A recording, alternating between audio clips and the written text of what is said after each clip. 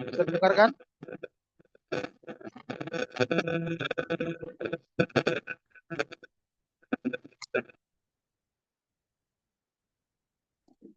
Halo, tes. Bisa dengar suara saya? Halo?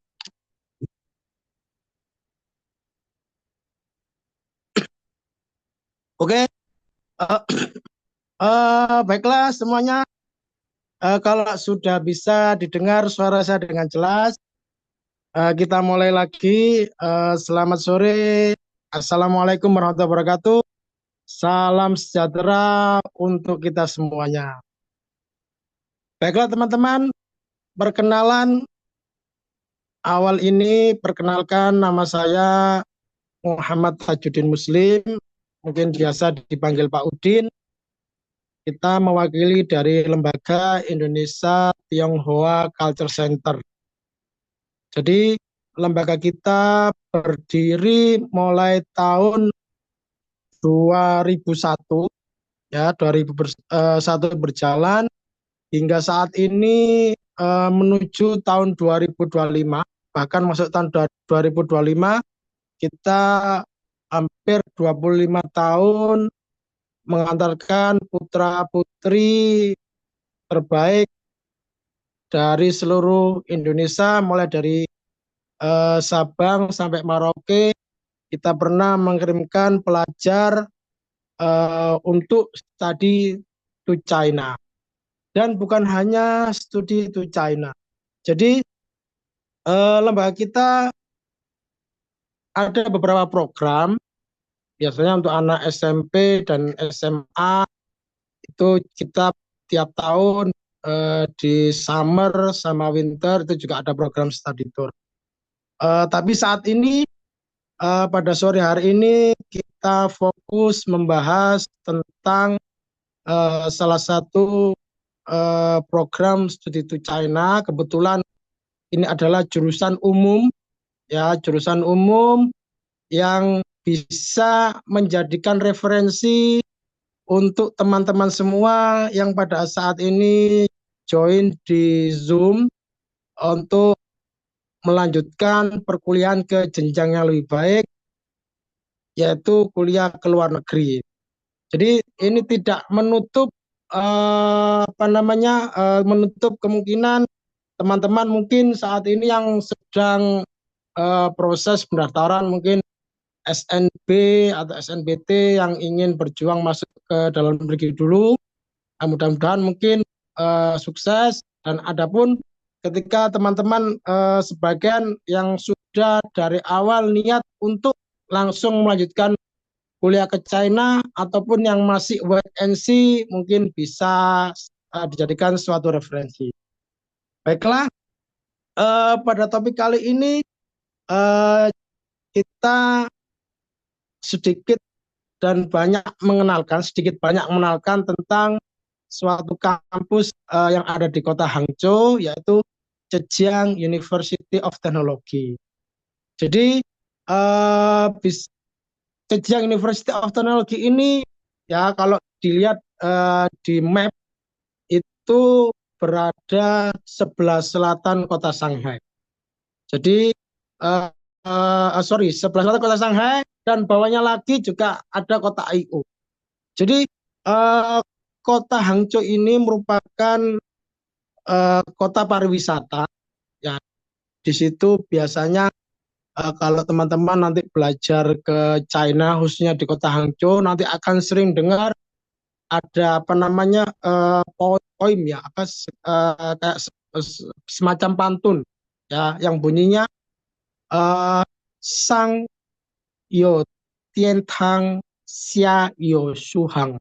Jadi di atas itu ada surga, dan di bawah itu ada kota Suzhou dan Hangzhou. Jadi Suhang, Suzhou, Hangzhou. Nah, yang kita garis bawahi yaitu kota Hangzhou.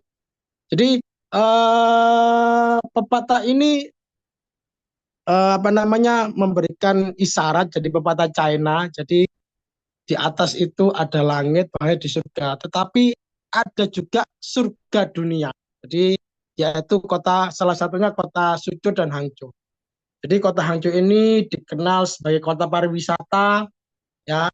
Di situ ada banyak tempat-tempat referensi. Mungkin bisa next slide. Referensi yaitu ada kota apa namanya tempat danau yang terkenal. Mungkin bisa di slide-nya bisa di next, Didin. Ada apa namanya suatu danau yang terkenal yaitu Danau Sihu. Nah, jadi Danau Sihu ini di situ ada sejarah, mungkin kalau orang-orang tua apa kita, mungkin mama, nenek kita sering mendengar cerita siluman ular putih. Ya, itu tempat mungkin tempat kejadiannya atau tempat syutingnya ya di Danau Siu di situ. Di Danau Siu karena di situ ada apa namanya pagoda yang terkenal eh, film mungkin tahun 92-an yaitu pagoda di mana siluman ular putih apa namanya eh, turun di kota Hangzhou dan apa ceritanya semacam sampai engta ya cerita percintaan gitu. Jadi sangat famous sekali. Jadi biasanya tempat ini juga menjadikan referensi untuk teman-teman yang kuliah di Hangzhou selama penat belajar kuliah itu di situ terdapat tempat pariwisata Sihu dan di sampingnya juga ada tempat jalan-jalan santai atau pedestrian street yang kita sebut biasanya dengan nama Hefangjie semacam itu. Dan selain Sihu atau Westlake di dekat kampus JJUT, jadi Zhejiang University of Technology itu kalau kita singkat JJUT, di situ juga ada tempat pariwisata sisi nasional wetland. Nah, jadi sisi nasional wetland ini eh, berada di kampus Pingfeng, ya di desa.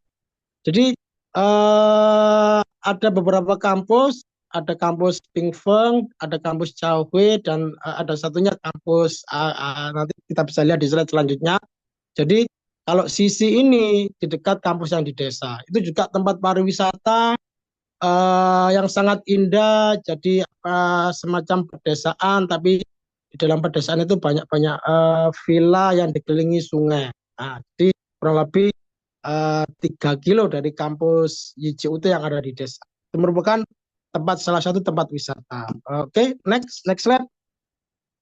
Jadi Hangzhou ini merupakan kota yang sangat terkenal dari. Jadi kalau di daerah kita destinasi kita belajar di China bagian tengah itu ada kota Hangzhou, ada Shanghai, ada Nanjing. Kalau nanti di daerah utara ada Beijing dan lain sebagainya. Kalau di daerah selatan ada Guangzhou, Shenzhen dan daerah sekitarnya. Dan untuk kampus YJUT itu kebetulan di Provinsi Zhejiang dan ibu kotanya di ibu kota merupakan kota Hangzhou. Jadi teman-teman nanti ketika kuliah di YJUT ini berada di tengah pusat kota provinsi, ya kayak Jawa Timur kan ibu kotanya Surabaya semacam itu. Kalau Jawa Tengah mungkin yang dari Jawa Tengah ibu kotanya itu ada di apa namanya Semarang. Nah ini kita berada di pusat kota yaitu pusat kota provinsi Zhejiang di kota Hangzhou semacam itu. Dan ada beberapa tempat pariwisata dan tempat-tempat referensi untuk belanja ya. Mungkin yang bisa kita lihat itu di slide yang mungkin bisa sedikit menjadi referensi.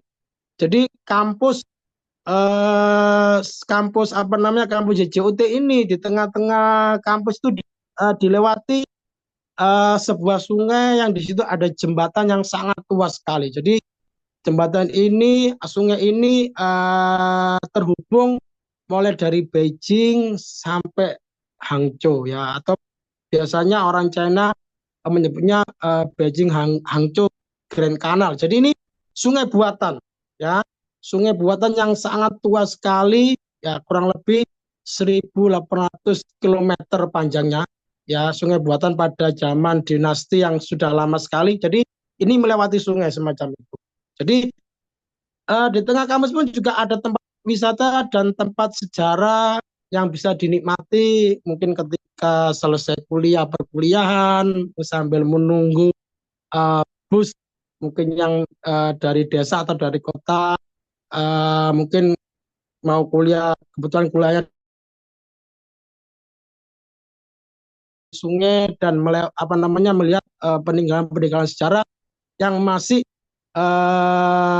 terpakai pada saat ini. Salah satunya ada di di dalam kampus JJUT, yaitu salah satunya jembatan Grand Canal ya semacam. Jadi jembatan yang sangat tua sekali dan di bawah jembatan di sungai ini masih dilewati kapal. Jadi kapal-kapal yang mengangkat batu bara atau kapal-kapal yang membersihkan aliran sungai. Jadi adik-adik dan mungkin ada bapak atau ibu yang ikut bergabung, eh, kota Hangzhou ini itu banyak dilewati sungai. Jadi kotanya sangat indah sekali dan sungainya sangat terawat semacam itu.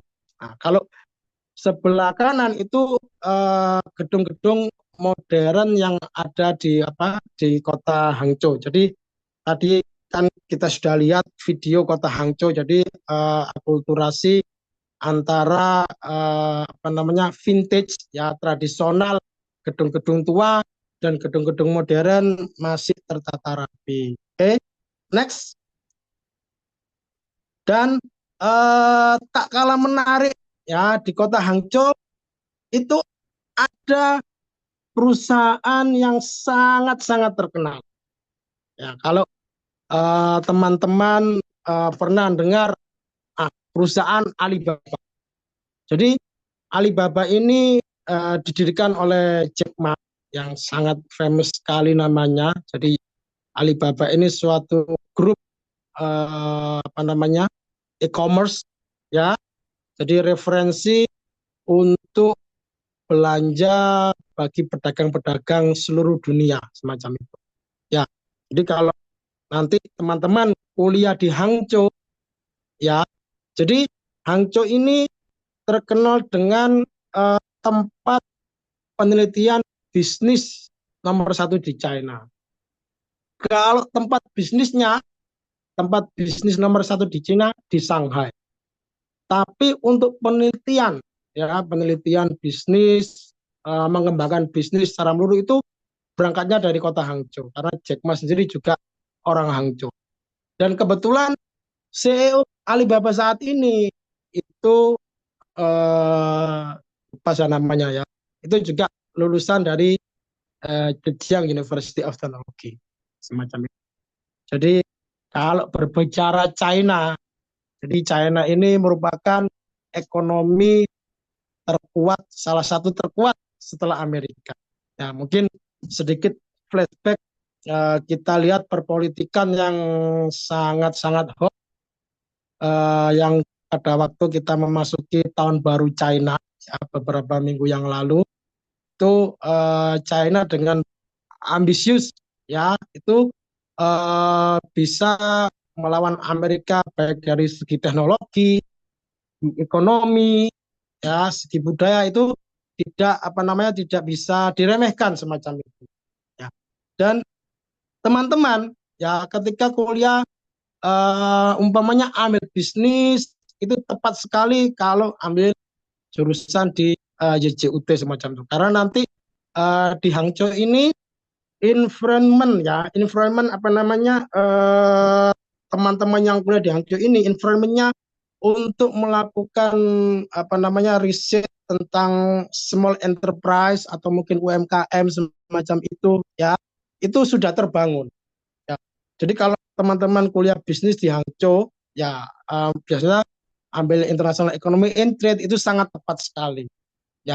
Cuma ada beberapa pesan dari founder kita, kebetulan pendiri kita Pak Dahlan Iskan ya. Kalau kuliah ke Cina ini jangan melulu ambil bisnis ya, coba ambil teknologi, ambil komputer atau teknik elektro. Jadi ini yang didorong oleh founder kita ya Bapak Dahlan Iskan. kalau kuliah ke China jangan ya mbok yo ya istilahnya semacam itu, jangan ambil bisnis saja karena banyak ilmu yang bisa diserap teman-teman ya. Pada saat pelepasan tahun kemarin, pelepasan kita apa namanya pelajar tahun 2024 ke China itu kita mendatangkan CEO dari PT WUS kereta api cepat China semacam itu. Kebetulan yang berkantor di Jakarta.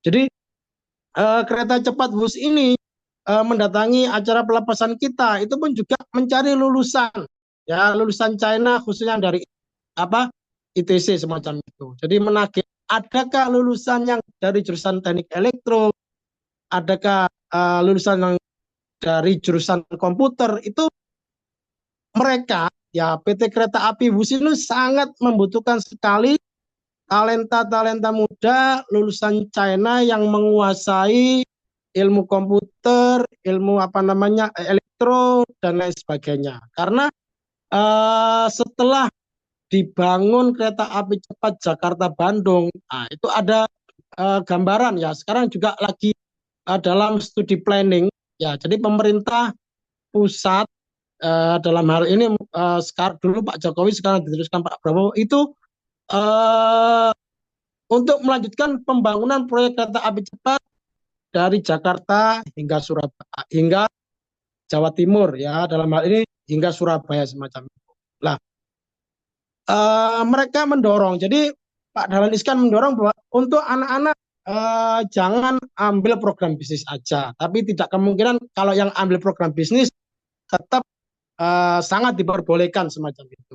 Ya, tetapi cobalah apa namanya mungkin adik-adik yang basicnya SMA-nya mungkin dari apa namanya IPA mungkin ya atau basicnya mungkin jurusan MIPA mungkin bisa sebagai apa referensi bahwasanya kuliah di China ini bukan hanya melulu bisnis semacam itu. Itu dari salah satu PT WUS yang datang ke tempat kita mencari lulusan-lulusan yang menguasai teknik elektro dan lain sebagainya.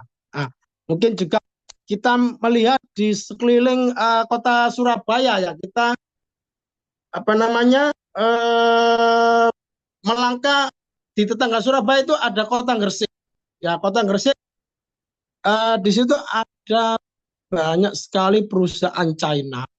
Ya, itu juga mencari yang juga sering kunjungan ke tempat kita, ke kantor kita, ada PT Freeport, satu ada JP, dan lain sebagainya. Itu juga mencari anak-anak muda yang menguasai beberapa bidang teknologi yang dulu pernah belajar mungkin di kuliahnya S1, tapi yang bisa bahasa Mandarin semacam itu. Ini juga sangat dibutuhkan ya karena perusahaan Freeport ya atau smelter yang selama ini perusahaan Freeport ada di Papua itu sekarang sudah terbangun sangat besar sekali. Bahkan perusahaan ini sangat modern, paling modern untuk pengelolaan hasil tambang sangat modern di dunia.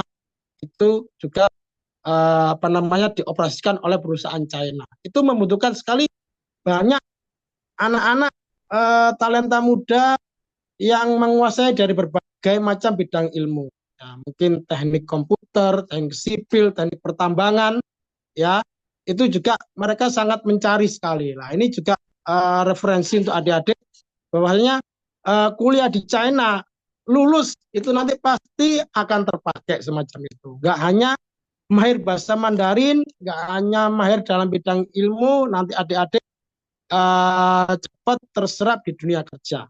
Ya, jadi tujuan kita semua kuliah kan ujung-ujungnya agar cepat dapat cari kerja semacam itu. Nah ini bagus sekali ya karena adik-adik juga dan teman-teman sekalian, Bapak Ibu sekalian sudah mau ikut Zoom di sore hari ini. Salah satu referensinya yaitu untuk apa namanya mengenal lebih dekat tentang dunia perkuliahan apa di China dan prospek kerja yang bisa nanti dilakukan ketika pulang kerja saya harus ngapain. Oke, kembali lagi ke kota Hangzhou. Jadi di kota Hangzhou ini dulu juga tempat apa namanya Asian Games. Ya, Asian Games ini juga sangat terkenal tahun 2002 itu juga dilakukan di Kota Hangzhou. Jadi beberapa lulusan waktu itu teman-teman kakak angkatan juga terserap sebagai translator ya di Kota Hangzhou. Jadi adik-adik ketika nanti kuliah di China itu nanti adik-adik nanti banyak juga banyak kegiatan kayak kegiatan yang disiapkan universitas atau kegiatan yang disiapkan anak-anak Indonesia lewat PPI dan lain sebagainya itu nanti bisa bergabung untuk tetap apa namanya aktif di kegiatan yang bersifat Indonesia semacam itu. Kayak nanti bidang ekonomi, bidang budaya, mengenal budaya Indonesia dan lain sebagainya. Oke. Dan di Kota Hangzhou sendiri ataupun di China sendiri itu ada beberapa macam tempat referensi untuk beribadah. Jadi adik-adik mungkin yang beragama Islam, beragama Nasrani, beragama Buddha, jangan khawatir nanti kalau mungkin ketika sampai China itu tidak bisa beribadah. Ya, karena mungkin adik-adik yang saat ini apa namanya mengimani mungkin beragama Kristiani, di situ ada gereja. Ya, di Kota Hangzhou ini ada gereja yang bisa dikunjungi biasanya teman-teman yang berumat Kristiani biasanya hari Minggu kan ya itu ibadahnya ataupun biasanya mereka ada persekutuan semacam. Nah, itu nanti bisa gabung ya. Jadi ada kegiatan ibadah yang biasanya anak-anak umat Kristiani lakukan semacam itu. Nah, untuk yang beragama Islam, nah juga jangan khawatir di Kota Hangzhou itu ada yang saya tahu sekarang ada 2 masjid besar ya. Yang pertama masjid yang berada di apa namanya daerah Hofangjie tadi, yang masjid yang zaman masih zaman dinasti kuno ya terkenal dengan Ponik Mosque dan ada masjid yang bangunan yang modern ya yang ada di tengah kota semacam itu. Jadi untuk ibadah berbagai umat agama di China ini tidak dilarang ya, tapi ibadah ada waktunya semacam itu. Oke, next. Nah, mungkin itu gambar masjid yang bisa dilihat. Oke, selanjutnya. Dan ini penampakan gereja ya, mungkin slide-nya agak apa namanya agak lambat ya. Jadi di Kota Hangzhou sendiri juga ada gereja adik-adik ya, bisa dilihat di atas itu gerejanya sangat besar sekali, bisa menampung sampai 10.000 umat ketika beribadah semacam itu. Oke.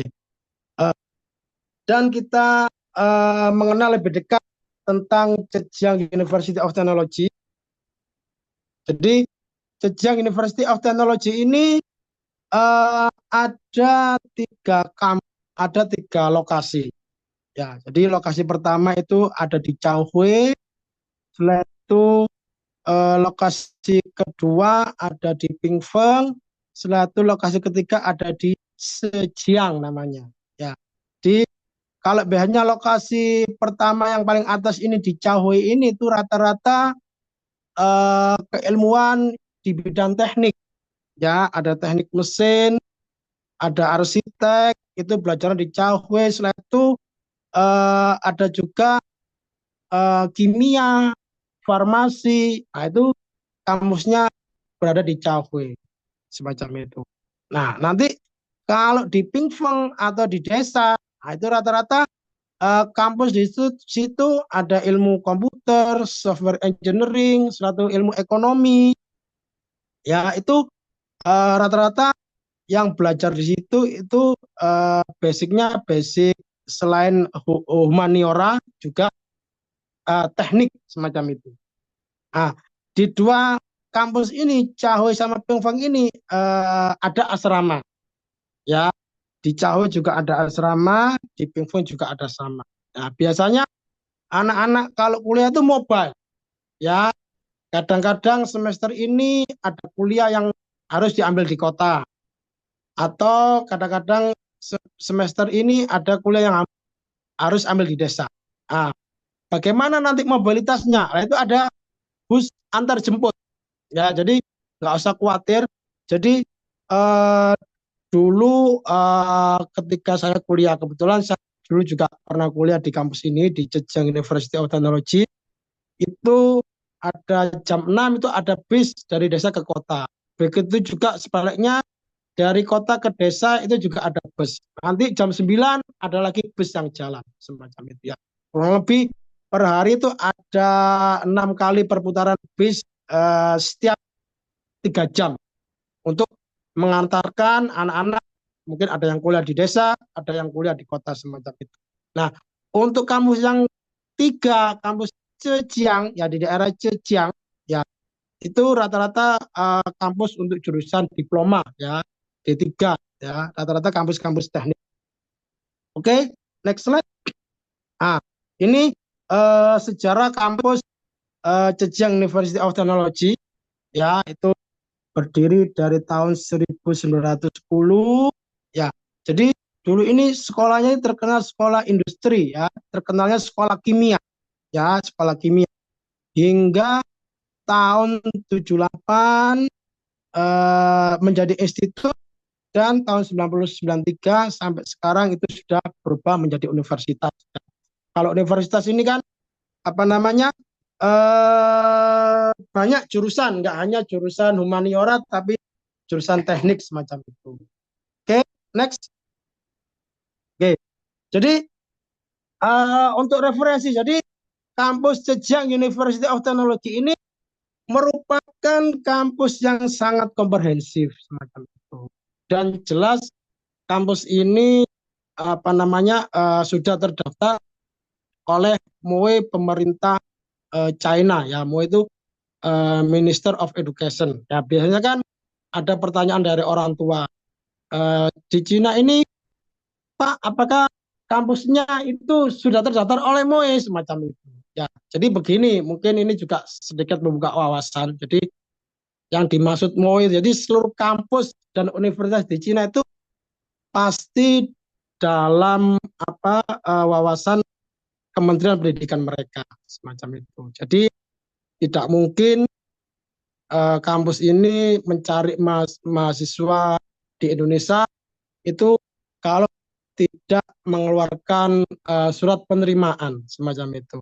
Ya, mungkin ini biasanya apa namanya pendapat-pendapat apa namanya mungkin orang-orang yang belum tahu aja ya. Jadi kita juga belajar mengedukasi mereka. Jadi ketika kita apply kuliah ke China, ya setelah berkas sudah dikirimkan lah, pemerintah Cina ini akan mengeluarkan surat penerimaan. Ya, jadi surat penerimaan itu nanti yang kita terima ada dua, penerimaan dari universitas dan otomatis dari MOE semacam itu. Nah, surat dari MOE ini nanti sebagai dasar kita untuk apply visa semacam itu. Ya, jadi otomatis apa namanya universitas setelah menerima aplikasi dokumen kita, universitas akan meneruskan ke MOE. Jadi setiap kampus di Cina ini pasti terdaftar di MOE ya. Karena di Cina ini sangat ketat sekali ya pendidikan diawasi langsung oleh apa namanya suci ya suci dari apa namanya partai komunis semacam itu. Jadi tidak mungkin mereka main-main semacam itu. Ya, jadi ini sering terjadi pertanyaan ya, Pak, apakah kampus di Cina ini MOE sudah MOE? Ya, pasti semacam itu ya. Karena kita juga nggak berani nawarkan ke anak-anak sekalian atau ke apa namanya masyarakat di Indonesia kalau kampus ini nggak terdaftar semacam itu. Dan kampus Zhejiang University of Technology ini jadi itu termasuk kategori 100 kampus terbaik di China semacam itu. Ya, kebetulan kampus ini di peringkat 65 ya. Kalau kita ketahui di China ini kurang lebih ada hampir lebih dari 2000 universitas ya. Jadi 100 kampus terbaik nomor 65 itu salah satu kampus juga kampus yang paling bagus semacam ya. Karena di sini ada ribuan universitas, 100 sudah bagus karena dosen saya juga pernah bilang ya. Jadi dia pernah bercerita anaknya ya dia punya anak itu tidak lolos di kampus JJUT ini. Dia harus lari ke kota lain semacam itu. Ya. Jadi untuk foreigner ya, untuk orang asing itu mendapatkan kemudahan ya untuk masuk kampus di China. Tapi itu tidak berlaku untuk orang lokal ya.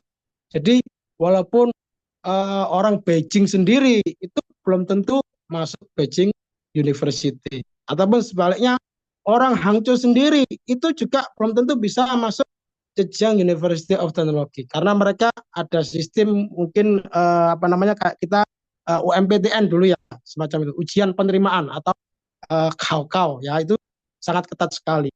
Oke, next.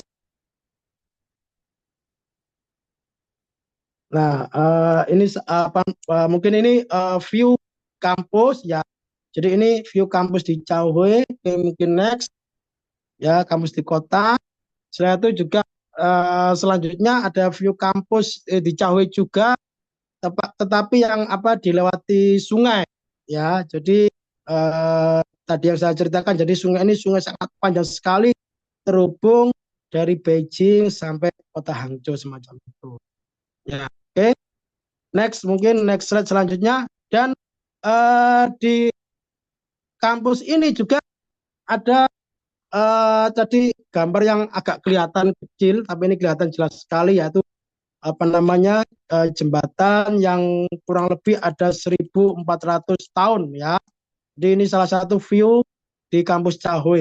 Oke, dan nah ini jadi ketika adik-adik kuliah teman-teman sekalian ambil kuliah di Hangzhou ya next slide itu bisa merasakan 4 musim ya.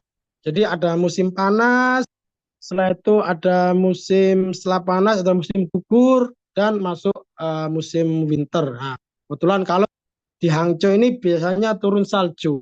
Ya, kalau ada beberapa teman mungkin yang ambil kampus atau kuliah di selatan, mungkin di daerah Nanning, daerah Shenzhen, Guangzhou dan lain sebagainya. Kalau winter itu tidak sampai melihat salju, cuma merasakan dingin ya, tapi tidak sampai turun salju. Tapi kalau adik-adik nanti kuliah di Hangzhou dan lain sebagainya itu biasanya nanti kalau sudah masuk Desember itu winter ya, nanti jadi persiapan-persiapan apa kayak baju-baju yang di musim winter itu biasanya bisa mulai dibeli kalau ketika masuk setelah musim gugur semacam itu.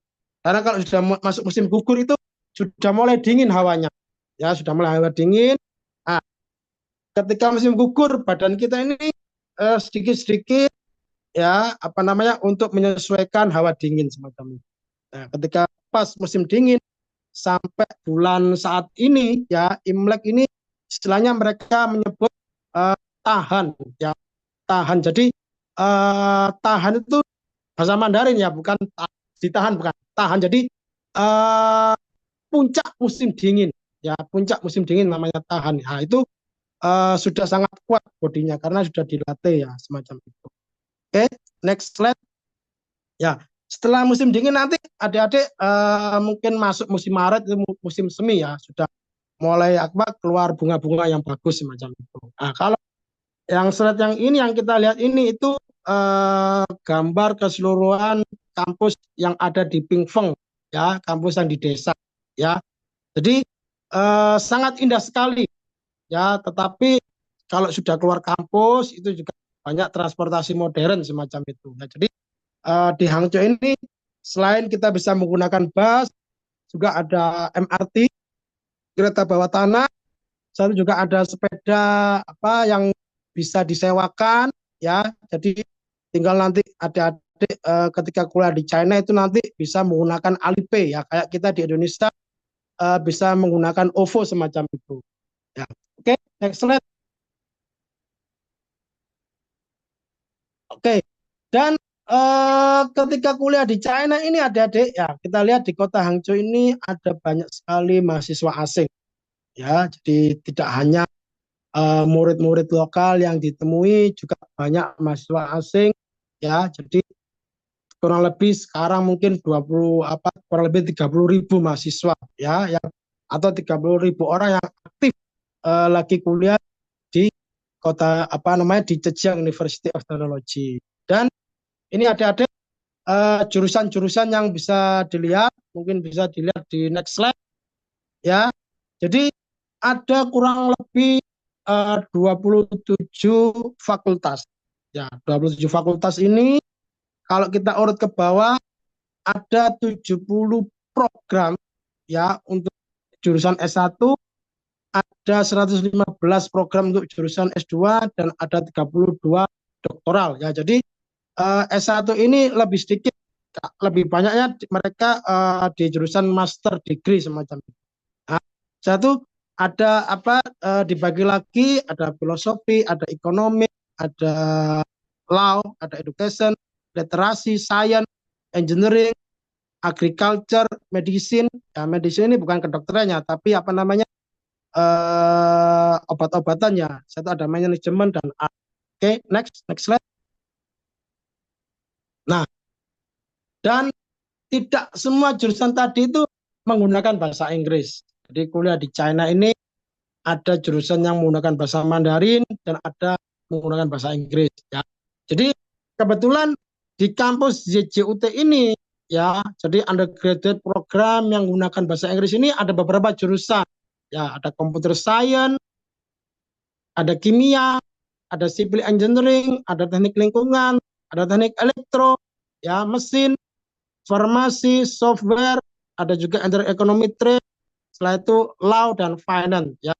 Jadi jurusan yang paling hot ya di pengantar bahasa Inggris yang sering anak-anak asing ambil ada beberapa jurusan ya. Jadi istilahnya jurusan ini dipastikan tiap tahun buka semacam itu.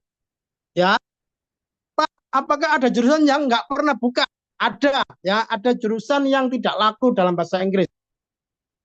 Jurusan hukum, ya, international law.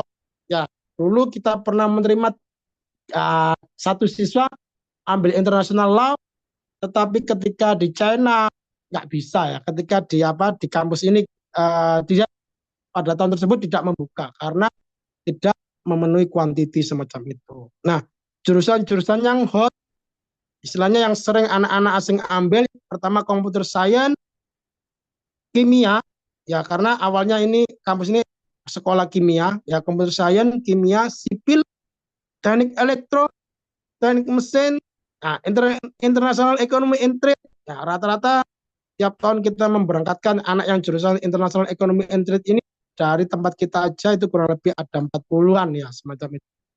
Saya itu software engineering. Nah, jadi itu jurusan-jurusan yang hot, istilahnya anak-anak asing pasti ambil dan tiap tahun pasti buka programnya semacam itu.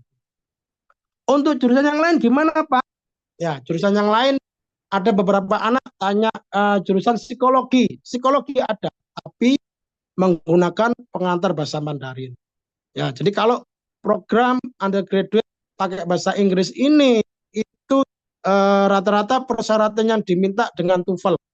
Ya, tetapi kalau adik-adik maksa, saya nggak mau jurusan itu, saya maunya jurusan ini. Nah, kalau maunya jurusan ini kayak psikologi itu kan pengantar bahasa Mandarin.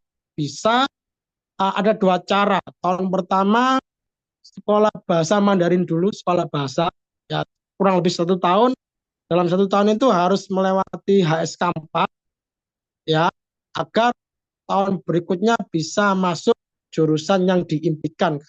Kayak kemarin ada yang otot ingin psikologi nggak mau ambil jurusan yang lain. Nah selanjutnya ketika ambil psikologi tahun berikutnya itu bisa masuk. Tapi syaratnya dalam 1 tahun harus melewati HSK 4. Setelah itu jurusan yang menggunakan bahasa Mandarin yang rame salah satunya arsitek. Ya arsitek ini ada tapi dalam bahasa Mandarin. Ya, jadi 1 tahun bahasa, 4 tahun kuliah, ya semacam itu. Atau di Indonesia dia sudah ketika daftar ke tempat kita sudah memiliki HSK 4. Nah, itu bisa langsung masuk jurusan arsitek. Ya, setelah itu ilmu komunikasi. Ya, ilmu komunikasi dalam hal ini komunikasi yang arahnya pers, ya pembuatan berita koran, apa namanya dan lain sebagainya, ya komunikasi semacam itu. Jadi bukan communication komputer, tapi komunikasi yang arahnya ke pers, ya dunia pemberitaan. Nah itu juga dalam bahasa Mandarin, ya itu harus memiliki HSK 4 semacam itu. Oke, next. Nah, kalau ini gambar asrama adik-adik, ya. Jadi ketika nanti kuliah di Zhejiang University of Technology, itu asrama standar, ya anak S1 itu satu kamar isi 4 orang. Kalau S2 standarnya satu kamar isi 2 orang. Kalau S3 satu kamar isi 1 orang semacam itu. Nah, ini asrama ini sangat apa namanya sangat pelik sekali, ya, karena tiap tahun kita apa istilahnya pembahasan asrama ini tidak akan pernah habis semacam itu. Jadi asrama, ya, untuk pada saat tahun ini, jadi asrama di YJUT ini tahun pertama anak-anak bisa di asrama. Ya, untuk tahun kedua gimana Pak? Untuk tahun kedua anak-anak bisa tinggal di luar atau tetap tinggal di asrama semacam itu. Nah, kebanyakan anak-anak tahun kedua ini mereka pindah di luar, ya, pindah di luar dalam artian ngekos, ya, kos di dekat-dekat kampus, yaitu banyak kos-kosan yang disewakan, ya sangat bagus sekali, ya. Jadi itu juga bisa dijadikan referensi.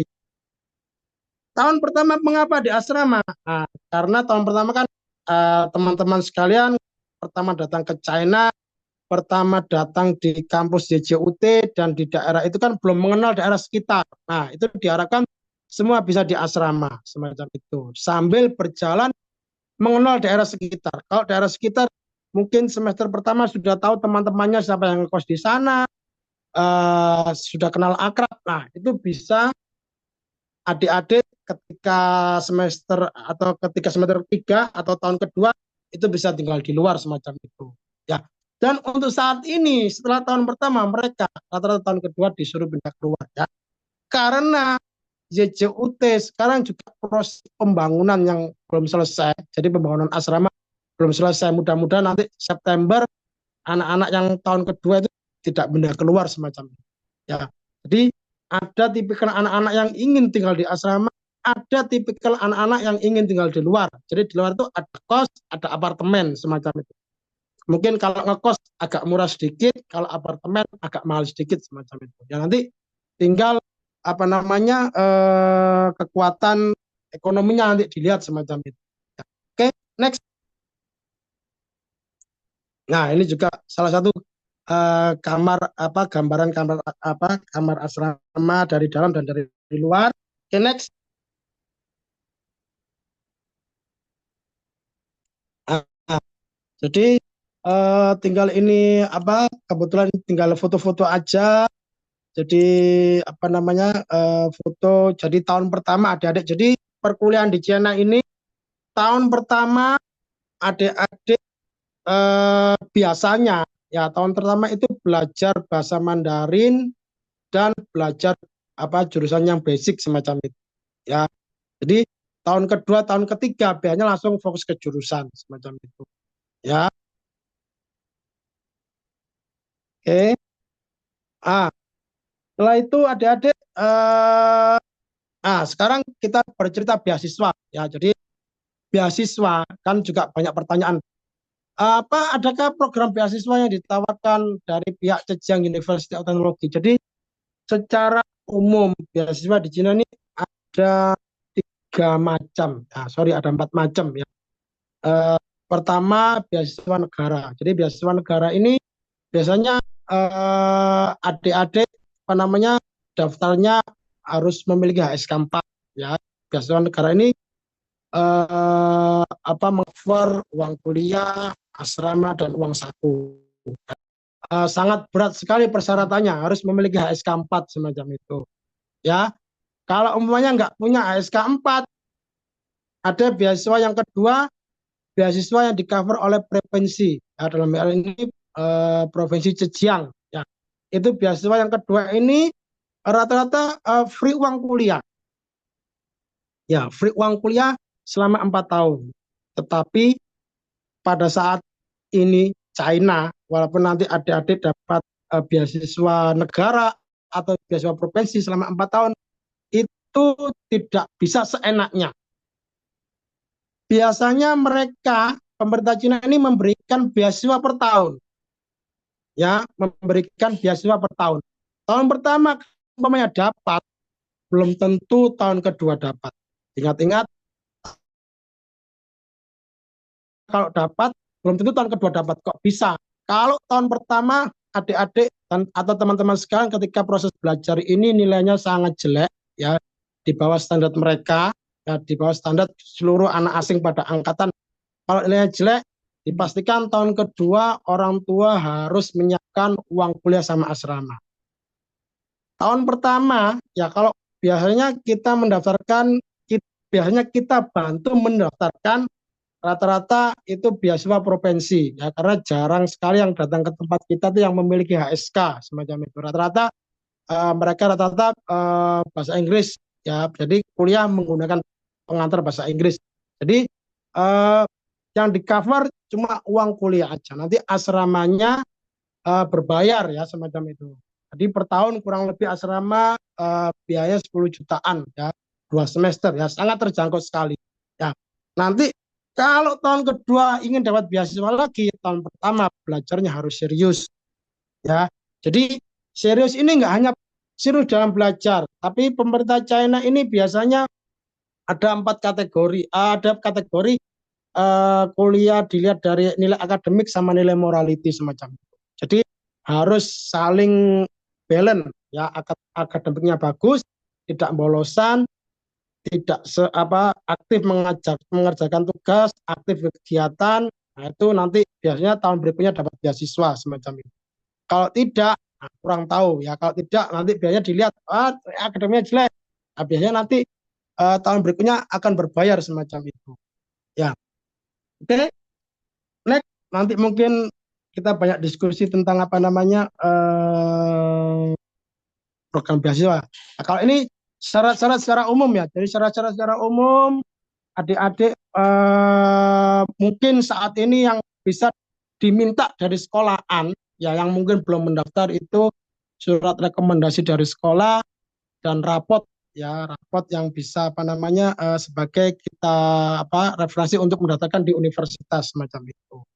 Ya, oke. Mungkin untuk apa namanya Zhejiang University of Technology mungkin penjelasan mungkin pancingan dari saya mungkin bisa. Selanjutnya mungkin di sini saya mengundang ada alumni ya, mungkin alumni namanya Kak Jessi. Ya, mungkin Kak Jessi mungkin bisa sedikit bercerita pengalaman tentang kuliah di Zhejiang University of Technology ya. Dan tadi saya juga mengundang namanya Kak Indi ya dari Lampung, itu juga masih semester akhir, nggak tahu sudah join apa belum, juga masih kuliah di Zhejiang University of Technology. Mungkin Kak Jessi silakan, gimana bisa bercerita sedikit tentang pengalaman gimana sih kuliah di Zhejiang University of Technology. Silakan Kak Jessi. Iya, terima kasih sebelumnya Pak Tajudin. Selamat sore semua. Perkenalkan, nama saya Jessi. Saya baru saja lulus dari Zhejiang University of Technology tahun kemarin. Jadi sekarang saya sudah posisi lagi melanjutkan studi S2 juga di China, tapi di kota lain, bukan di kota Hangzhou. Mungkin kalau teman-teman di sini semua yang mau nanya-nanya tentang CJUT atau tentang kota Hangzhou-nya juga boleh banget komen di komentar, nanti aku juga bisa jawabin sepengetahuanku dan juga sepengalaman dari teman aku Indi. Gitu sih. Gimana Kak Jessi sehari-harinya gimana? Mungkin pengalaman makanan di kampus, kira-kira mungkin kalau makan di kantin cocok nggak dengan tesnya, atau dulu sering masak gimana? Mungkin sedikit bisa bercerita. Mungkin Iya, kalau lagi sibuk gimana masak atau makan di kantin gitu. kalau saya teman-teman, jadi kebetulan saya pernah ngerasain di sekolah bahasa yang di tengah kota, namanya yang Chao-Hui Campus, sama juga ngerasain yang S1 di Pingfeng Campus. Jadi kalau memang case-nya kalau saya dulu saya pingin masuk pengantar Mandarin, tapi belum bisa Mandarin, sehingga akhirnya saya sekolah bahasa 1 tahun di CJUT juga. Nah, itu kalau misalnya kita bahasa, masuknya itu akan ada sekolah bahasanya di tengah kota, yaitu di kampus yang Caohui. Nah, kalau kampus Caohui, bedanya sama kampus Pingfeng apa?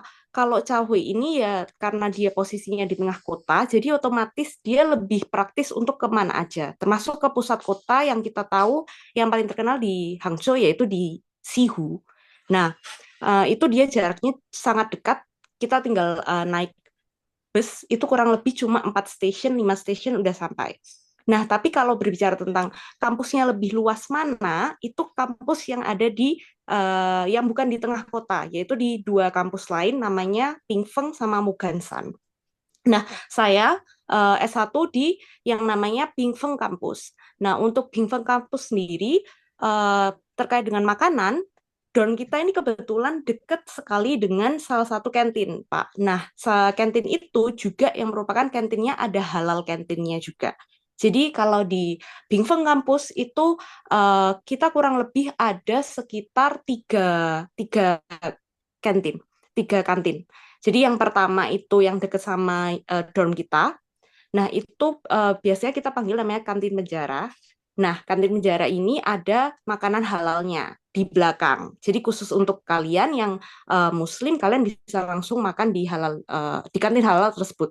Lalu yang kantin tengah itu namanya kantin kerbau, dan yang terakhir itu ada di kantin paling depan. Kantin paling depan itu yang paling jarang kita datengin sih. Biasanya yang paling besar yang kantin tengah ini atau yang kantin halal itu. Kalau untuk biaya makan, kurang lebih untuk sekali makan kita sekitar nggak sampai 20.000. Kalau kantin ya, untuk sekali makan itu nggak sampai 20.000 untuk kantin. Biasanya tergantung pilihan makanan sebenarnya. Kalau misalnya kalian pilihan makanannya yang relatif mahal, ya berarti rata-rata 20 sampai 30.000. Tapi kalau saya sendiri, karena mungkin saya juga cewek ya, jadi makannya dikit, itu biasanya sekali makan nggak lebih dari 20.000 sih Pak. Gitu. Jadi masih masih oke banget untuk biaya hidupnya di China itu nggak semahal yang dipikirkan sebenarnya. Kira-kira 1 bulan dapat uang saku habis berapa 1 bulan mungkin kira-kira? Mungkin kasih gambaran ke teman-teman. Kalau untuk biaya biaya hidup 1 bulan teman-teman di luar dari ini ya biaya dorm dan sebagainya itu saya kemarin dikasih orang tua saya dengan 1.500 RMB itu cukup. Oh, kurang lebih 3 jutaan ya. Iya, Jadi ha-ha. 500 RMB. Oke, oke. 3 jutaan itu cukup. Eh, kalau dibilang harganya kurang lebih seperti apa, kalau kalian mau standarisasi ya kurang lebih seperti di Jakarta lah. Jadi kalau makan di luar, kalau makan di luar memang kalau di mall-mall itu sekitar 50 ribuan ke atas. Tapi kalau kalian makan di yang depot-depot pinggir jalan, itu paling depot-depot pinggir jalan kurang lebih di bawah 50.000, 30 sampai 50.000.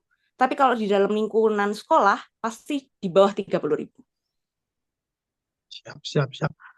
Mohon izin Kak Jesse, dulu ambil jurusan apa? Mungkin kalau boleh tahu. Iya, kalau Jurusan saya dulu yang diambil. saya ambil International Trade and Economics yang Chinese Business. Kebetulan ini juga ada pertanyaan dari salah satu wali murid. Kalau jurusan International Economy and Trade, apa dulu ketika kuliah juga ada magangnya, bukan sesi ya, sesi di Mm-mm, perusahaan atau gimana di semester akhir mungkin mm-mm. bisa bercerita mungkin. Ya, ada. Jadi kalau untuk magang sendiri, dia tetap ada di tahun keempat. Kita itu ada harus mengumpulkan report untuk intern. Jadi ada intern report. Nah, untuk ketentuan magangnya sendiri itu sebenarnya bebas, mau diselesaikan di negara Indonesia atau mau intern di China. Nah, kebetulan karena kemarin saya case-nya adalah kena pandemi COVID-19, jadi akhirnya internnya itu saya selesaikan di Indonesia. gitu Pak. Nah, nanti ketika kembali dari setelah itu kita membuat intern report itu juga tidak ada batasnya, hanya diminta sekitar intern sekitar 3 minggu sampai 1 bulan aja itu sudah cukup sebenarnya. Tapi kalau adik-adik semua atau teman-teman semua di sini punya kesempatan untuk intern di China, apalagi intern di Hangzhou, ya otomatis saya pasti rekomendasiin di sana karena di Ya, sana itu siap, juga siap. banyak banget perusahaan-perusahaan yang bisa diekspor seperti kayak Alibaba, pasti juga Alibaba, Cainiao itu semua base-nya kan headquarter-nya di Hangzhou. Di Hangzhou. Oke, oke. Jadi kalau intern ini nanti biasanya dari universitas ya, universitas bantu untuk mencarikan tempat internship atau pilihan anak-anak ada pilihan sendiri begitu ya. Iya, iya. Dari sekolah juga mereka ada, kemarin itu ada ini, job fair. Jadi sekolah itu setiap 1 tahun sekali mereka pasti ada job fair untuk anak-anak internasional juga. Jadi memang dikhususkan anak internasional. Nah, di sana pasti ada diperuntukannya eh, diperuntukannya paling besar untuk mereka yang mau lulus. Tapi nggak kecil kemungkinan juga mereka buka intern position untuk anak-anak tahun keempat. Gitu. Untuk internship, apakah biasanya Kak Jessi apa ya? Internship ini kan kayak apa ya? Bisa dikatakan kerja semacam itu, atau dari perusahaan tempat internship ini dapat gaji, atau mungkin harus berbayar? Justru bagaimana pengalaman internshipnya? Hmm. Kalau untuk saya dan sepengetahuan saya dengan teman-teman saya, jadi ada teman-teman saya yang juga sempat internship di China, itu kita yang dibayar teman-teman. Jadi kita diberikan fee sekitar 100 sampai 200 RMB per hari. Nah, terus kewajiban untuk masuk kantornya juga bukan tiap hari. Jadi biasanya mereka cuma 1 minggu 2 kali atau maksimal 3 kali. Karena mereka kembali lagi mereka menyesuaikan jadwal jadwal kita sama kuliah gitu. Karena Ya, di tahun keempat itu kita tetap kuliah Pak nanti. Jadi nggak ada yang 1 semester kosong, song-song itu nggak ada. Tapi memang kelasnya itu cuma sisa 3 atau sisa 2 untuk 1 semester. Jadi waktunya itu luangnya banyak.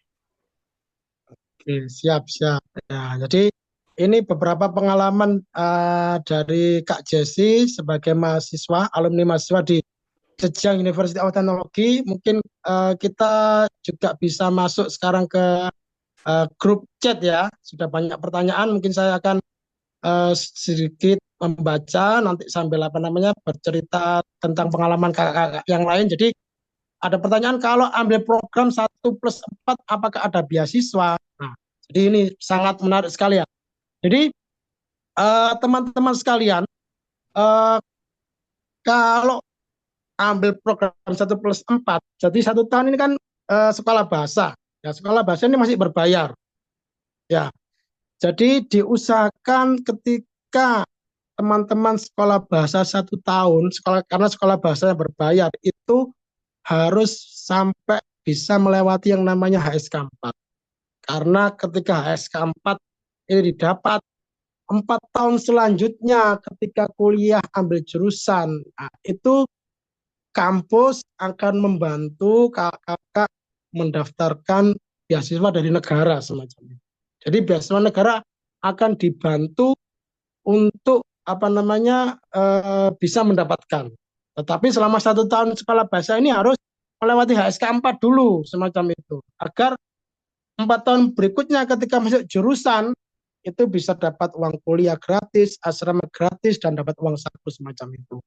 Ya, dan harus juga bisa melihat kemampuan bahasa semacam itu. Kemampuan mungkin ketika saya harus ambil jurusan psikologi, tetapi bahasanya masih kurang mumpuni selama 1 tahun. Nah, ini apa namanya akan berpengaruh semacam itu. Nah, jadi nanti bisa dipertimbangkan untuk ambil jurusan yang lain yang lebih mudah. Nah, jadi mungkin sekarang mungkin eh, posisi kita ingin ambil di jurusan tersebut karena cita-cita sesuai dengan apa yang kita inginkan. Tetapi di lapangan ya itu harus bisa mengukur kancing, ya bisa mengukur.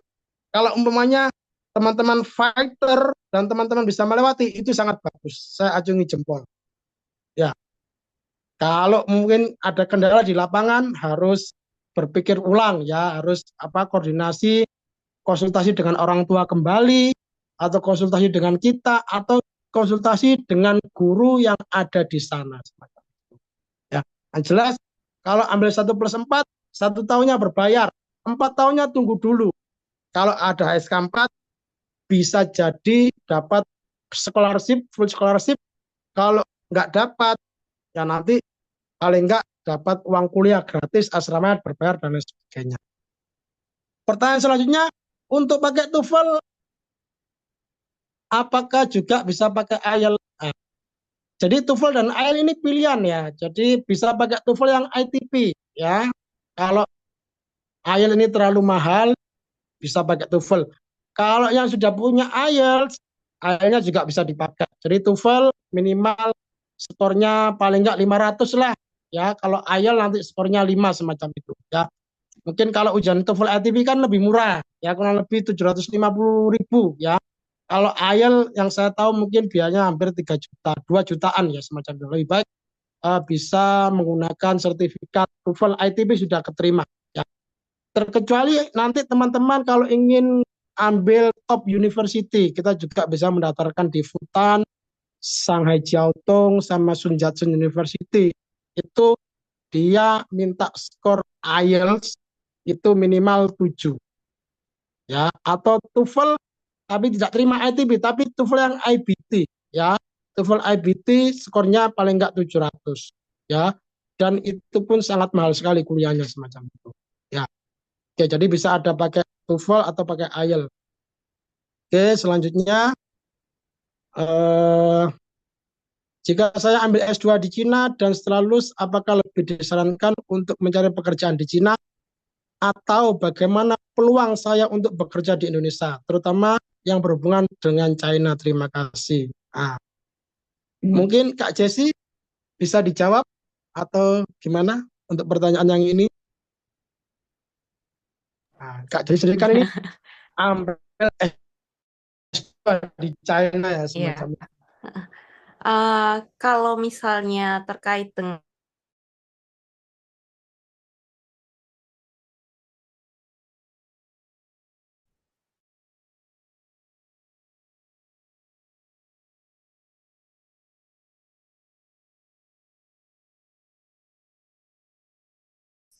Nah, untuk bahasa Mandarin sendiri juga, sepengetahuan saya terhadap teman-teman saya yang udah lulus S1 kemarin, terus mereka sekarang kemudian bekerja, kurang lebih itu kan juga kalau di ibu kota, di Jakarta, itu startnya udah di 10, di angka 10.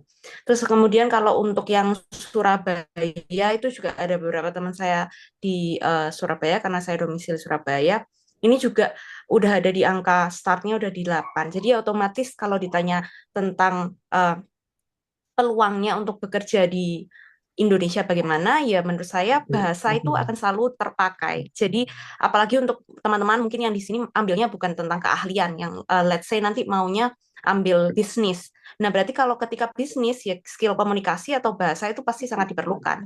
Jadi itu kenapa saya juga mengambil China, alasannya ya karena saya juga mau belajar bahasa Mandarinnya, dan saya melihat kalau peluangnya perusahaan-perusahaan China dan juga kebutuhan untuk bisa berbahasa Mandarin ini makin lama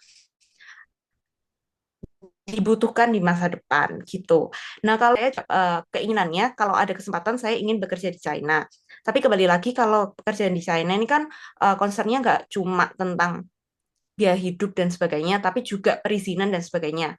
Karena kalau perizinan untuk bekerja sendiri, work permit-nya itu tiap kota itu nanti akan berbeda-beda. Jadi tiap provinsi itu nantinya akan berbeda-beda. Ada yang seperti di Zhejiang. Zhejiang itu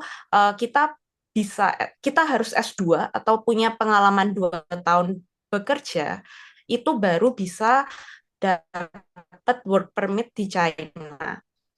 Jadi sekarang saya ini dianggap pengalaman 2 tahun saya S2 ini bisa dianggap S2, bisa coba daftar-daftar di perusahaan China.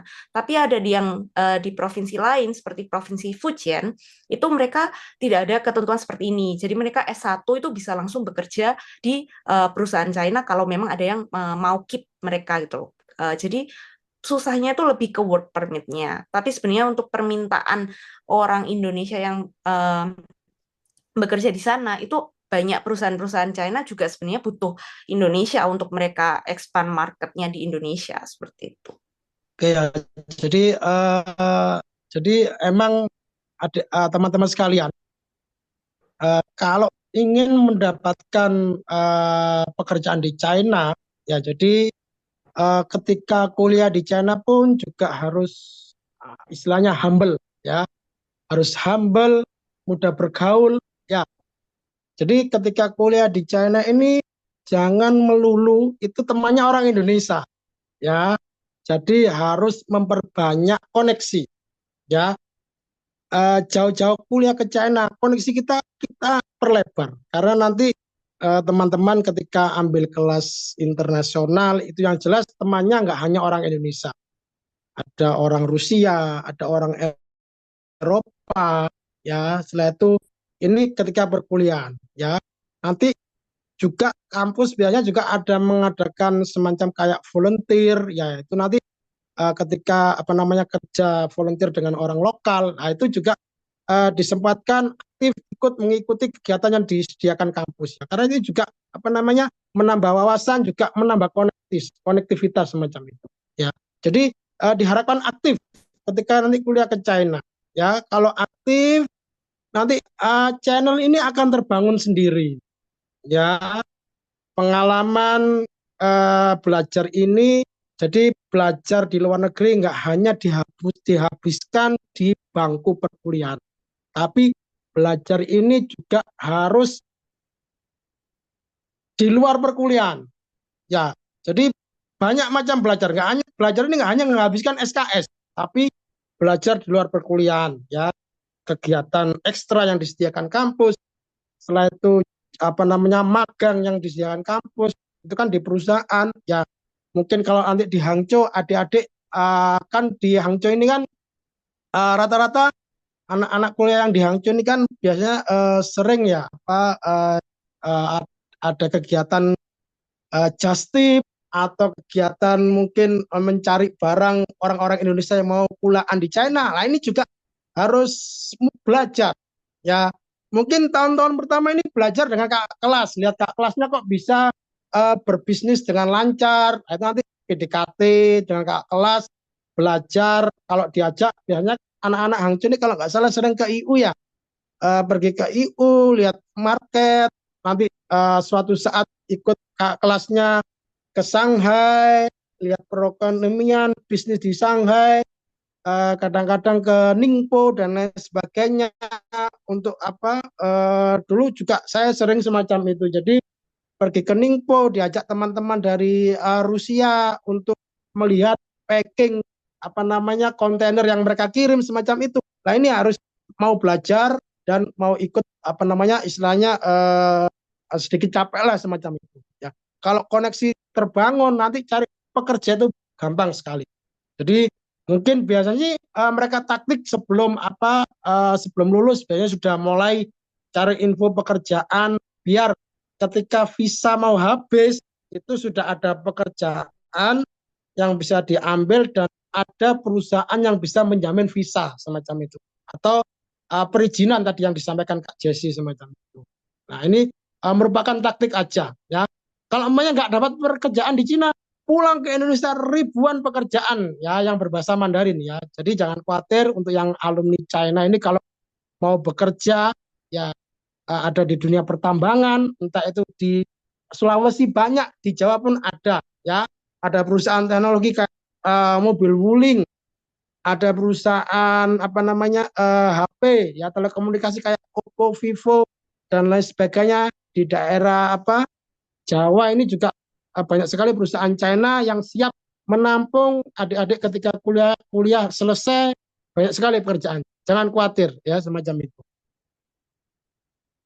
Ah, ah, mungkin ada pertanyaan Kak Jessi mungkin dulu apakah pernah mendapatkan beasiswa? Mungkin bisa cerita sedikit. Mhm. Eh, Kemarin untuk S1 saya juga dapat beasiswa dari TC Center yang Excellent Scholarship. Jadi itu dapat benefitnya dalam 4 tahun free tuition. Jadi saya nggak bayar uang uang kuliah selama 4 tahun. Itu bayarnya berarti cuma biaya hidup sama dorm. Nah, kalau untuk cara maintain supaya dapat excellent scholarship-nya tuh gimana? Itu biasanya maintainnya sebenarnya juga nggak repot, nggak bingung harus nulis-nulis A, B, C kayak gitu. Karena kalau misalnya bedanya beasiswa yang saya dapat sama beasiswa provinsi itu ada di sini. Jadi yang saya dapatkan adalah yang CJUT Excellent Scholarship itu dari sekolah. Yang satunya itu ada namanya Provincial Scholarship. Itu dari government juga. Nah, sama-sama mereka tuh dapatnya di angka 20.000, teman-teman. 20.000 RMB per 1 tahun. Nah, untuk tuition fee kita sendiri adalah kalau pengantar Inggris di 18.800. Kalau belum berubah ya tahun ini, 18.800. Jadi masih ada sisa sekitar 1.200.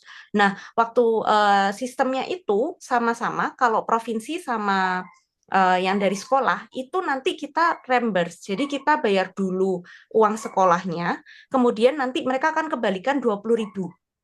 Jadi kita bayar dulu 18.800, nanti mereka akan kembalikan 20.000, 1.200-nya itu untuk kita berarti.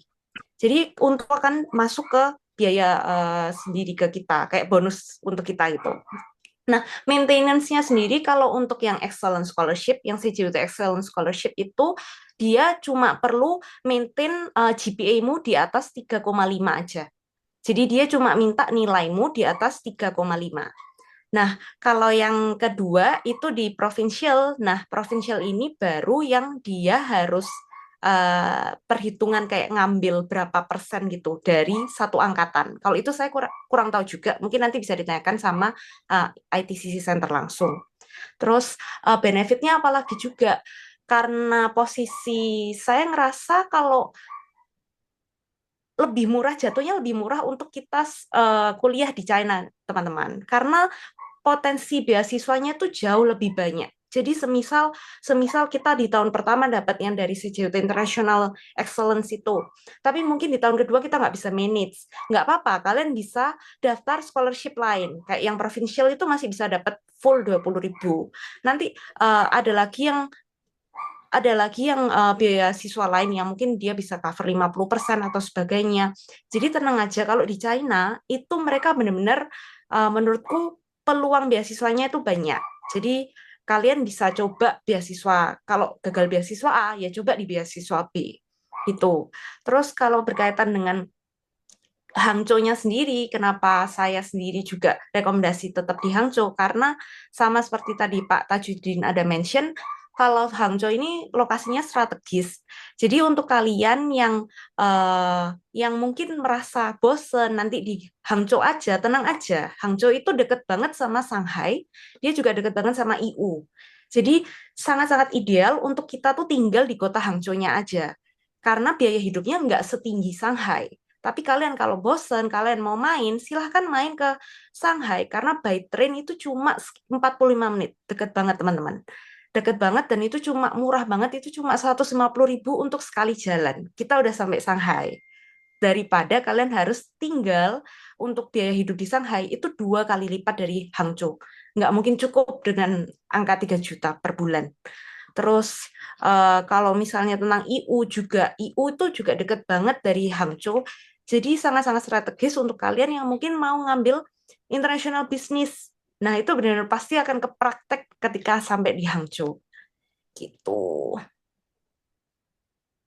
Nah, ini pengalaman yang menarik sekali ya. Jadi banyak sekali tadi salah satu apa namanya pengalaman dari Kak Jessi ketika kuliah di Hangzhou, dia mendapatkan beasiswa. Jadi ini juga adik-adik teman-teman sekalian juga bisa apa namanya dipertimbangkan juga untuk apa namanya memantapkan lagi untuk mendaftarkan di YJUT karena selain beasiswa yang didapat juga ada pengalaman berbisnis, ya, di pengalaman tinggal di kota besar, ya itu juga sebagai apa value untuk modal kita apa namanya mendapatkan pekerjaan yang jelas, ada pengalaman semacam itu. Jadi jangan khawatir ya, selama 4 tahun ini ketika serius belajar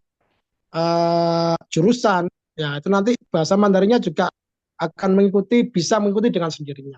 Ya, mungkin sekarang nggak bisa bahasa Mandarin nggak apa-apa. Ya nanti kan kuliah pakai bahasa Inggris. Ya nanti bahasa Mandarin akan mengikuti dengan sendirinya. Pasti bisa dengan sendirinya. Ya walaupun di SMA nggak pernah diajarkan bahasa Mandarin semacam itu. Ya, jadi eh, dan di China ini kan tidak ada apa kebijakan kuliah sambil kerja ya. Kecuali tadi internship ya. Di Cina ini teman-teman sekalian bisa kuliah sambil berbisnis ya. Jadi China ini kan terkenal orang yang apa namanya bisnisnya kan terkenal ya. Mereka sampai ekspansi kemana-mana ya. Jadi kita juga diuntungkan dengan apa namanya stucknya Cina sekarang ya. Karena Cina ini sudah nggak bisa mengembangkan bisnis di dalam negeri mereka. Mereka harus mengembangkan bisnis di luar negeri mereka. Salah satunya di Indonesia. Nah, ini kesempatan sekali ya. Jadi jangan sampai sebagai penonton di negara sendiri ya. Ini masih ada kesempatan karena China ini berkembang ya. Jadi mungkin terlepas dengan perang politik sekarang yang lagi rame ya, perang politik yang lagi rame, terutama perang pajak ya, teks barang masuk antara China dan Amerika, mau nggak mau Indonesia ini kena dampaknya. Tapi nggak perlu khawatir ya semacam itu. Jadi tugas kita belajar ya, memantapkan apa dari tujuan kita. Jadi keilmuan tentang apa namanya ilmu yang kita cari ya itu bisa bermanfaat untuk kita ke depan semacam itu ya. Dan kalau bisa jangan ambil jurusan bisnis aja ya. Di Cina ini yang lagi rame sekarang kan jurusan teknologinya ya, kayak artificial intelligence ya, elektro, nanti bisa juga belajar software engineering ya, karena kampus ini kan basicnya teknologi semacam itu. Jadi lebih baik kalau bisa sih ambil yang jurusan non non bisnis kalau bisa semacam itu, karena banyak perusahaan teknologi ini datang ke tempat kita juga mencari talenta muda. Kalau nggak ada yang jurusan teknik, ya udah Pak, jurusan bisnis mereka terima. Jadi tipikal perusahaan di China ini tidak melihat pengalaman. Ya, jadi perusahaan China ini kalau mencari karyawan itu tidak melihat kamu berpengalaman apa enggak. Ya, kalau mungkin kita di Indonesia biasanya cari karyawan minimal pengalaman 4 tahun. Ya, gimana pengalaman 4 tahun? Baru aja lulus pengalaman 4 tahun semacam itu. Kalau di China enggak, ya. Jadi perusahaan China tipikalnya kalau mencari pekerja itu eh, syarat utamanya bisa bahasa Mandarin. Pengalaman tidak masalah semacam itu. Ya. Oke, next. Ada pertanyaan, kalau dari segi pembiayaan itu lebih terjangkau kos atau asrama ya Kak? Nah, jadi untuk pembiayaan itu pasti lebih terjangkau asrama semacam itu. Ya, jadi asramanya kan 10 juta ya per tahun ya. Kurang lebih kalau ngekos mungkin dikruskan ketemunya 750.000 lah ya. Di asrama sudah ada bed ya, bed nanti tinggal di sana, nanti beli kayak ini belum ada bantal guling ya. Guling harus beli sendiri, selimut beli sendiri. Jadi cuma apa ya, bed aja, atau kalau biasanya yang satu kamar isi 4 itu butuh beli apa namanya yang kasur lipat lah, yang agak lebih biar lebih empuk sedikit semacam itu ya. Nanti itu yang sudah disediakan di asrama, juga ada almari, ada AC ya, AC panas dingin, nanti ada kamar mandi air panas dingin semacam itu ya. Tinggal nanti kalau tahun pertama mungkin apa namanya agak belanja lebih sedikit lah, karena harus apa namanya harus persiapan untuk memenuhi isi isi kamar semacam itu. Kalau kos di luar, tahu saya kos di luar itu per bulan, kalau dulu saya tuh masih di sana itu kurang lebih lihat teman-teman kos itu per bulan ada yang 750 RMB, ada yang 1000 RMB, tergantung lah ya. Tapi waktu itu masih tahun 2012-an. Mungkin Kak Jesse info kos di apa di JOT berapa info kos mungkin per bulannya saat ini mungkin Iya, biaya eh, s- anak-anak ngekos. kalau di Bingfeng itu, saya di area Bingfeng yang kemarin Bingfeng kampus itu sama. Sekarang sampai sekarang juga paling murah tuh di 800 RMB. 800 RMB jauh, memang jauh lebih murah di dorm. Saya sendiri juga di dorm. Di dorm tuh cuma 350 RMB. Jadi 2 kali lipat kalau tinggal di luar. Jadi lebih nyaman juga memang di dalam kampus. Karena kalau di dalam kampus deket sama kantin dan kemana-kemananya kan. Kalau misalnya tinggal di luar ya otomatis berarti kalian mau nggak mau pasti keluar biaya lagi untuk beli namanya Tientongche. Tientongche itu ini motor listrik. Sepeda motor listrik ya ya Karena ya. jaraknya jauh guys. Kayak saya sendiri dari dorm ke kelas itu kalau misalnya tanpa kendaraan, tanpa sepeda jalan kaki itu 30 menit. Saking luasnya ininya apa kampusnya kalau di CJT. Ya, jadi lebih baik sih tinggal di asrama. Ya, kalau di asrama ini karena di asrama, jadi di kampus itu di dalam kampus itu sudah ada asrama, sudah ada kantin di dalam, perpustakaannya juga jadi satu, ya, tempat olahraga jadi satu. Ya, jadi kebanyakan ya ini kebiasaan anak-anak kalau umpamanya kuliahnya full jamnya, ya, umpamanya hari Senin full, ya, pagi jam 9 kuliah sampai jam setengah 12, nanti istirahat ada lagi setengah 2. Kalau teman-teman kalau umpamanya tinggal kos di luar harus keluar kampus dulu ya. Kalau umpamanya nggak punya centong atau sepeda motor listrik itu kan jalan kaki. Kalau sudah sampai kos itu aras-arasan istilahnya ya, males balik lagi ke kampus karena kampusnya terlalu lebar dan rumah penduduk, jarak rumah penduduk antara kampus sama kos-kosan itu mungkin hampir bisa dikatakan antara 2 kiloan ya semacam itu. Agak jauh sekali kalau jalan kaki ya, bahkan ada yang sampai 5 kilo semacam itu ya. Jadi rata-rata kalau sudah balik ke kos itu arasan balik ke kampus kalau umpamanya jam siang semacam itu juga mempengaruhi di mentalitas perasaan balik ke kampus, apalagi waktu musim dingin ya. Musim dingin kalau sudah keluar, kalau sudah balik ke kampus, kalau sudah balik ke kos itu malas balik ke kampus ya, karena dingin. Nah kalau di asrama itu kan banyak teman-teman, kalau jam kuliah kan rame ya, jadi kampus ini macet kalau jam kuliah, macet jalan ya, maksudnya bukan mobil ya, macet orang jalan kaki semacam itu kan.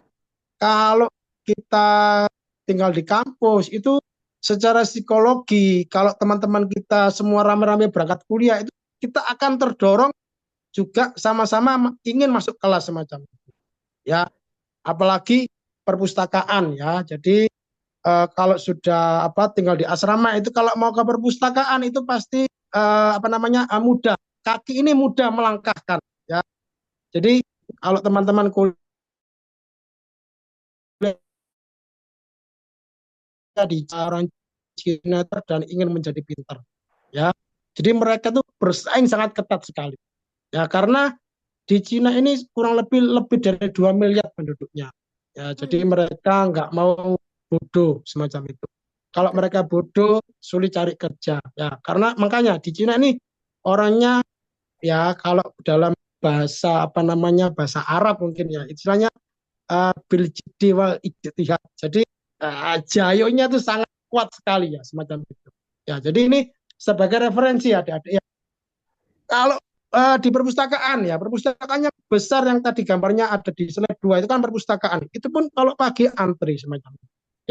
Ya. Nggak tahu kalau di perpustakaan Indonesia, kalau masuk perpustakaan antri enggak, tapi kalau di Cina sangat antri masuk perpustakaan itu. Dan itu berebut, apalagi musim dingin, perpustakaan ini sangat full ya, karena perpustakaan sangat hangat di dalam, referensinya banyak sekali buku-bukunya dan tenang ya, karena kalau sudah masuk perpustakaan itu semuanya situasinya tenang, belajar, atmosfer belajarnya sangat terasa semacam itu.